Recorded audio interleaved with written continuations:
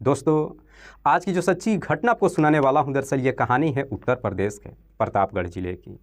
प्रतापगढ़ के कोणौर थाना क्षेत्र के अंतर्गत गांव पड़ता है भावापुर, और इसी भावापुर गांव के रहने वाले हैं 38 वर्षीय विनोद कुमार, जो मेहनत मजदूरी का काम करते हैं। बेहद गरीब परिवार से हैं। विनोद के परिवार में उनकी पत्नी 34 वर्षीय पिंकी देवी के अलावा टोटल 3 बच्चे हैं। विनोद जो भी मेहनत मजदूरी करके पैसा कमाते थे, उन पैसों से बड़ी मुश्किल से अपने परिवार के साथ गुजारा कर रहे थे।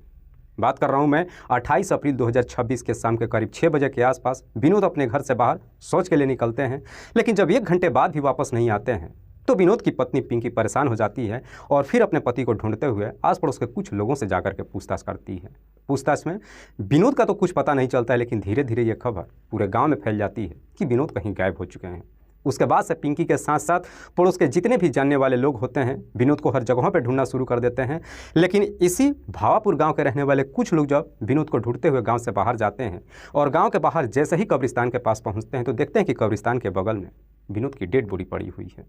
इस बात की जानकारी जब विनोद की पत्नी पिंकी देवी को मालूम चलता, अपने तीनों बच्चों को लेकर घटनास्थल पर पहुँचती है और जब पति की डेड बॉडी को देखती है तो देखकर छाती पीट पीट करके रोने लगती है। रोते हुए जितने भी पूरी से या फिर गांव की महिलाएं होती हैं देखकर एकदम से सहम जाते हैं। किसी को कुछ समझ में नहीं आता है कि विनोद जैसा सीधा साधा इंसान की आखिरकार मौत कैसे हो गई, और उसके पीछे अब उसके बच्चे और परिवार की देखभाल कौन करेगा, क्योंकि परिवार में वही एक कमाने वाला था। बड़ी मुश्किल से अपने बच्चों की परवरिश कर रहा था विनोद, जो कि अब इस दुनिया को छोड़ के जा चुका है। लोग तरह तरह की बात कर रहे थे। किसी को लग रहा था कि शायद विनोद की नॉर्मल मौत हुई है, तो कोई कानाफूसी करते हुए ये कह रहा था कि विनोद बिल्कुल ठीक था, आखिरकार उसकी नॉर्मल मौत की होगी। हो सकता है कि विनोद की कहीं हत्या की गई होगी। मामला पेचीदा बना हुआ था। तभी गांव में से कोई एक व्यक्ति इस बात की जानकारी कोणौर थाने में दे देता है और पुलिस को जब सूचना मिलती है, टीम के साथ घटनास्थल पर पहुंचती है। जाकर के जब विनोद की डेड बॉडी को चेक करती है तो उसके गले पे एक हल्का सा निशान दिखाई दे रहा था, जिसे पुलिस भी ये मान करके चलती है कि शायद विनोद की हत्या की गई है। लेकिन यह हत्या की पुष्टि पोस्टमार्टम रिपोर्ट से ही हो सकता था।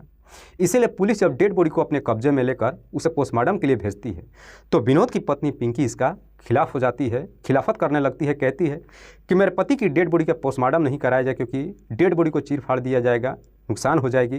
पिंकी पुलिस वालों से रिक्वेस्ट करती है कि मेरे पति की नॉर्मल मौत हो गई है, बस डेड बॉडी को हमारे हवाले कर दिया जाए ताकि रीति रिवाज के तहत मैं अपने पति का अंतिम संस्कार कर दूं। लेकिन गांव के लोग भी जब कानाफूसी करते हुए कहते हैं कि विनोद बिल्कुल नॉर्मल था, उसे कोई बीमारी भी नहीं थी, नॉर्मल मौत हो ही नहीं सकती है, तो आखिरकार पुलिस भी विनोद की पत्नी पिंकी की बात नहीं मानती और डेड बॉडी को अपने कब्जे में लेकर उसे पोस्टमार्टम के लिए भेज देती है। और वाकई में जब पोस्टमार्टम रिपोर्ट आती है तो उस रिपोर्ट में एक चौंकाने वाला खुलासा होता है। मालूम चलता है कि वाकई में विनोद की नॉर्मल मौत नहीं हुई थी, बल्कि उसकी गला दबाकर के हत्या की गई थी। और हत्या की जब पुष्टि हो जाती है उसके बाद से पुलिस अब हत्या का मुकदमा दर्ज कर लेती है और इस केस की जांच पड़ताल शुरू कर देती है। और इस केस की जांच पड़ताल शुरू करते हुए सबसे पहले पुलिस अपनी टीम के साथ भावापुर गांव यानी कि विनोद के घर पे जाती है और जा करके जब विनोद की पत्नी से पुलिस ये बताती है कि तुम्हारे पति की हत्या की गई है, तो ये सुन करके पिंकी भी एकदम से चौंक जाती है।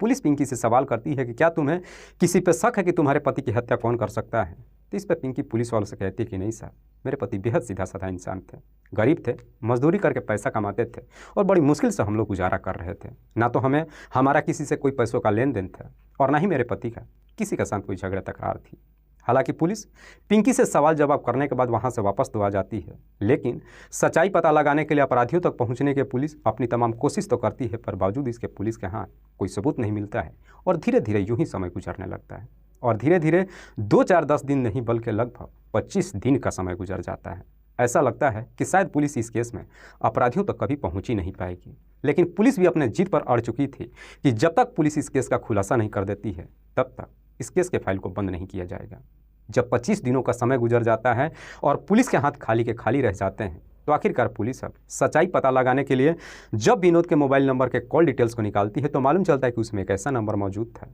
जिस पर विनोद ने आखिरी बार बातचीत किया था और उसके बाद से उसका मोबाइल बंद हो गया था। पुलिस जब उस नंबर की डिटेल्स निकालती है तो मालूम चलता है कि वो नंबर किसी बदरे आलम के नाम पर रजिस्टर्ड है, जो कि मुस्लिम है, उम्र है करीब 28 साल के आसपास, जो विनोद के ही पड़ोस का रहने वाला है, अच्छा खासा पैसा वाला है, हैंडसम भी है देखने में। पुलिस को जब इसमें बदरे आलम की डिटेल्स मिल जाती है उसके बाद सब पुलिस जब बदरे आलम से पूछताछ करने के लिए 1 महीने के बाद यानी कि 28 मई 2026 को जब पूछताछ करने के लिए 24 मई 2026 को बदरे आलम से पूछताछ करने के लिए उसके घर पे जाती है तो मालूम चलता है कि बदरे आलम घर छोड़ करके भाग चुका है। जिस वजह से पुलिस को बदर आलम को लेकर के शक हो जाती है और पुलिस जब बदर आलम को ढूंढने के लिए उसका लोकेशन को खंगालती है और साथ ही साथ उसके भी जब मोबाइल नंबर के कॉल डिटेल्स को निकालती है तो उस डिटेल्स में फिर से एक चौंकाने वाला खुलासा होता है। मालूम चलता है कि बदर आलम के भी सीडीआर में एक ऐसा नंबर मौजूद था जिस पर बदर आलम पिछले कुछ साल से लगातार बातचीत करते आ रहा था। और चौंकाने वाली बात यह है कि जब 28 अप्रैल 2026 को विनोद कुमार अपने घर से निकला था, आखिरी बार जब बदर आलम से बातचीत किया था, जब उसका मोबाइल बंद हो गया था, उसके बाद से बदर आलम ने खुद विनोद की पत्नी पिंकी के भी नंबर पर कॉल किया था और उससे पहले भी उस नंबर पर बातचीत कर रहा था, क्योंकि वो नंबर बदर आलम के ही नाम पर, विनोद की पत्नी पिंकी देवी के ही नाम पर रजिस्टर्ड था। पुलिस को जब बदर आलम के सीडीआर में पिंकी की डिटेल्स मिल जाती, उसके बाद से पुलिस अगले दिन 25 मई 2026 को फिर से इसी भावापुर गांव में आती है और आखिरकार 1 महीनों के बाद विनोद की ही पत्नी पिंकी देवी को गिरफ्तार कर लेती है। और गिरफ्तार करके थाने में लाकर जब पिंकी देवी से उसके पति की हत्या के बारे में पूछताछ करती है तो पहले तो पिंकी देवी पुलिस वालों के सामने तिरिया चरित्र का खेल खेलते हुए काफ़ी समझाने की कोशिश करती है, आंखों से आंसू बहा करके भी रो रो करके पुलिस वालों से कहती है कि भला मैं अपने पति की हत्या क्यों करूंगी। लेकिन पुलिस जो कि इधर पिंकी के खिलाफ कई तरह के सबूत इकट्ठा कर चुकी थी, गाँव वालों से पूछताछ करने में पुलिस को मालूम चला था कि पिंकी का पड़ोस का रहने वाला मुस्लिम व्यक्ति बदर आलम के साथ प्रेम प्रसंग चल रहा था। पुलिस इन सारे सबूतों को जब पिंकी के सामने रख करके पूछताछ करती है तो आखिरकार पिंकी मजबूर होकर के न सिर्फ अपनी सच्चाई कबूल करती है बल्कि पुलिस वालों से कहती है कि हाँ साहब, मेरे पति की हत्या किसी और ने नहीं बल्कि खुद हमने ही किया है। लेकिन पिंकी देवी जब इस हत्या के पीछे की पूरी कहानी बताती है और असलियत जब लोगों को मालूम चलता है तो लोग एकदम से चौंक जाते हैं। इस कहानी की शुरुआत होती है घटना से ठीक लगभग 2 साल पहले। पिंकी का पति विनोद कुमार गरीब परिवार से था, मेहनत मजदूरी करके जहाँ तहाँ से पैसे लाता था और अपने 3 बच्चों और पत्नी की बड़ी मुश्किल से परवरिश कर रहा था।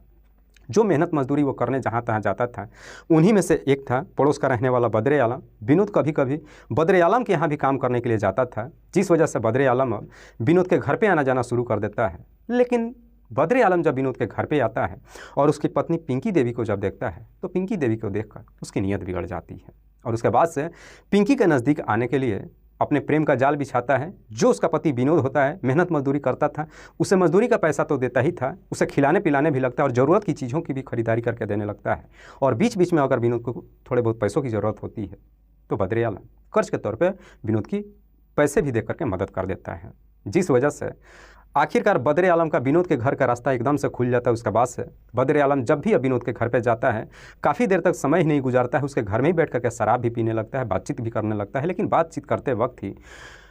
विनोद की पत्नी पिंकी को कुछ ऐसी बातें कहता है जिसे सुन करके पिंकी को भी समझने में देर नहीं लगता है कि बदर आलम उसे पसंद करने लगा है। चूँकि पिंकी काफ़ी तंगहाली में अपनी जीवन तो व्यतीत कर ही रही थी, वो अपने मजदूर पति से भी अब काफ़ी तंग आ चुकी थी, क्योंकि पिंकी को लग रहा था कि उसके पति के साथ उसके शौक़ नहीं पूरे हो पाएंगे। इसीलिए पिंकी अब अपने शौक़ को पूरा करने के लिए बदर आलम का अपने तरफ का रास्ता खोल लेती है। और नतीजा ये होता है कि कुछ ही दिनों के बाद आखिरकार बदर आलम और पिंकी के बीच में नाजायज़ संबंध बन जाता है। और मज़े की बात कि एक बार जब ये रिश्ता कायम होता है उसके बाद से कभी भी रुकने का नाम नहीं लेता है। चाहे पिंकी का घर हो, बाहर हो, खेत खलियान हो, जहाँ भी बदर आलम को मौका मिलता है पिंकी को कॉल करके उसे बुला लेता है और जाकर उसे बेहिचक मुलाकात कर लेता है। पिंकी से बातचीत करने के लिए बदर आलम एक मोबाइल भी खरीद कर उसे दे देता है, जिससे दोनों को एक दूसरे से मुलाकात करने में कोई दिक्कत नहीं होती है। यह सिलसिला साल तक चलता है, लेकिन इस बात की जानकारी पिंकी के पति विनोद को कभी नहीं मालूम चलता है। लेकिन उड़ती हुई यह खबर जब पड़ोस के लोगों के कानों तक पहुंचती है, आखिरकार गांव का ही एक व्यक्ति इस बात की जानकारी विनोद को दे देता है। और विनोद को जब ये मालूम चलता है कि उसकी पत्नी का बदर आलम के साथ में नाजायज़ रिश्ता बन चुका है, विनोद को बिल्कुल अच्छा नहीं लगता है। पत्नी के ऊपर दबाव डालता है, कहता है कि तुरंत इस रिश्ते को ख़त्म कर दो। लेकिन पिंकी अपने पति को भी समझाने की कोशिश करने लगती है कि ये जो भी बातें तुम्हें मालूम चला है सब झूठ है, मेरा बदर आलम के साथ कोई वैसा ऐसा रिश्ता नहीं है। लेकिन विनोद कुमार अपनी पत्नी की बातों पर यकीन नहीं करता और फिर अपनी पत्नी के ऊपर पाबंदी लगा देता है, जिस वजह से पिंकी और बदर आलम को एक दूसरे से मुलाकात करने में दिक्कत हो जाती है। चूँकि मामला गांव का था, इससे भी बड़ी दिक्कत थी कि दोनों अलग अलग जाति समुदाय के थे। इससे पहले कि असलियत लोगों को मालूम चले, बात विवाद बढ़ जाए, जब इन दोनों को मुलाकात करने में दिक्कत होती है तो आखिरकार एक दिन जब फ़ोन के जरिए बातचीत करते हैं तो मुलाकात करने के लिए एक हल निकाल लेते हैं। खुद पिंकी अपने प्रेमी बदर आलम को इजाज़त देते हुए कहती है कि एक काम करो, मेरे पति को हमेशा के लिए इस दुनिया से हटा दो, क्योंकि जब तक वो जिंदा रहेगा हम दोनों कभी एक नहीं हो पाएंगे और ना ही अपने मन मुताबिक कभी मुलाकात कर पाएंगे। इधर बद्रे आलम को भी पिंकी के शरीर का इस प्रकार से चस्का लग चुका था कि इस घटना को अंजाम देने के लिए तैयार हो जाता। उसके बाद से पिंकी और बद्रे आलम दोनों मिलकर के विनोद को इस दुनिया से हटाने के लिए एक सातिराना प्लान बनाते हैं और इसी प्लान के तहत आखिरकार 28 अप्रैल 2026 को खुद बद्रे आलम ही विनोद के नंबर पर कॉल करके उसे बाहर मिलने के लिए बुलाता है। शाम के वक्त इधर विनोद जब शौच करने के लिए घर से निकलता है, गाँव से बाहर जाता है, कब्रिस्तान के पास उसे बद्रे आलम मिल जाता है। दोनों बैठ करके पहले शराब पीते हैं, लेकिन बद्रे आलम अपने षड्यंत्र के तहत सबसे ज़्यादा मात्रा में विनोद को शराब पिला देता है और विनोद जैसे ही नशे में चूर हो जाता है उसके बाद से मुंह और नाक और गला दबाकर विनोद की हत्या कर देता है। विनोद की जब मौत हो जाती है उसके बाद से बद्रे आलम विनोद की पत्नी पिंकी के नंबर पे भी कॉल करता है, सारी बात बताते हुए उसे कहता है कि काम बड़ी साफ सुफियाना तरीके से हो चुका है, जो हमने प्लान बनाया है आगे का तरफ सारा कमान तुम्हें ही संभालना है, अब अपना नाटक शुरू कर दो। जब ये खबर दे देता है उसके बाद से पिंकी भी जो पहले से प्लान बना रखी थी अपना नाटक करना शुरू कर देती है और नाटक करते हुए सबसे पहले अपने पति को ढूंढने की कोशिश करती है। जानबूझ करके आस पड़ोस के कुछ लोगों के पास जा करके अपने पति के बारे में पूछताछ करती है ताकि किसी को पिंकी को लेकर के कोई शक ना हो। लेकिन गांव के लोगों को जब ये मालूम चलता है कि विनोद कहीं गायब हो चुका है, गांव के लोग विनोद को ढूंढना शुरू कर देते हैं, जिस वजह से पिंकी भी मजबूर होकर के अपने पति को ढूंढने के लिए घर से बाहर निकल जाती है, क्योंकि पिंकी को लगता है कि पड़ोसियों के साथ अगर मैं ढूंढने के लिए नहीं जाती हूँ तो हो सकता है कि लोगों को मुझे लेकर के शक हो जाएगी। इसीलिए पिंकी भी ढूंढने लगती है। लेकिन गांव के कुछ लोग जब विनोद को ढूंढते हुए गांव से बाहर निकलते हैं और जैसे ही गांव के बाहर कब्रिस्तान के पास पहुंचते हैं तो कब्रिस्तान के बगल में विनोद की डेड बॉडी लोगों को दिखाई दे जाता है और इस बात की जानकारी पुलिस को दे दी जाती है। लेकिन जैसे ही पुलिस को खबर की जाती है और पुलिस जब घटनास्थल पर पहुंचकर डेड बॉडी को अपने कब्जे में लेकर उसे पोस्टमार्टम के लिए भेजती है